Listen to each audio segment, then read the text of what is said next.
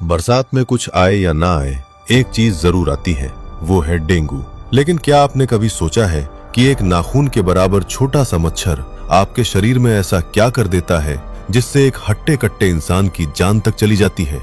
आज मैं आपको आपके ही शरीर के अंदर ले जाकर वो खौफनाक खेल दिखाऊंगा जो ये मच्छर खेलता है। कहानी शुरू होती है जब डेंगू से संक्रमित एक मादा एडीज मच्छर आपको काटती है। वो सिर्फ खून नहीं चूसती बल्कि अपनी लार के जरिए डेंगू वायरस को आपके खून में छोड़ देती है। खून में जाते ही ये वायरस आपके शरीर के रक्षकों यानी व्हाइट ब्लड सेल्स से टकराता है। व्हाइट ब्लड सेल्स तुरंत इस पर हमला करता है। आपका इम्यून सिस्टम सोचता है कि उसने वायरस को पकड़ लिया, लेकिन वायरस इतना चालाक होता है कि वो इन व्हाइट ब्लड सेल्स के अंदर घुस जाता है।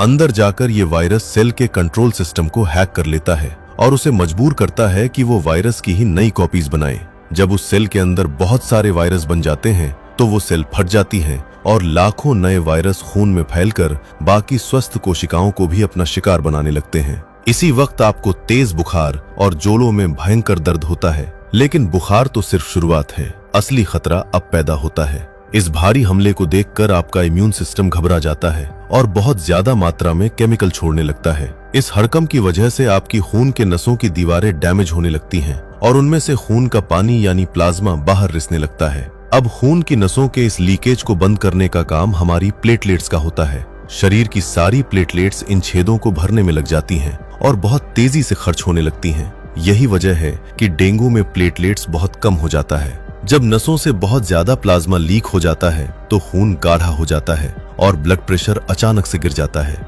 चूंकि खून बहुत गाढ़ा है और प्रेशर बहुत कम है, इसलिए खून किडनी या दिमाग तक पहुंच ही नहीं पाता। जब इन अंगों को ऑक्सीजन नहीं मिलती तो ये दम घुटने की वजह से एक एक करके काम करना बंद कर देते हैं। इसी को मल्टी ऑर्गन फेलियर कहते हैं, जिससे इंसान की जान चली जाती है। इसलिए डेंगू सिर्फ एक बुखार नहीं, आपके शरीर के अंदर लड़ी जाने वाली एक बहुत बड़ी जंग है। तो अगली बार घर के आसपास रुके हुए पानी या मच्छरों को हल्के में मत लेना। ये मच्छर यमराज का ही छोटा भाई है। इस जानकारी को अपने दोस्तों और परिवार वालों के साथ जरूर शेयर करो ताकि वो भी अलर्ट रहें।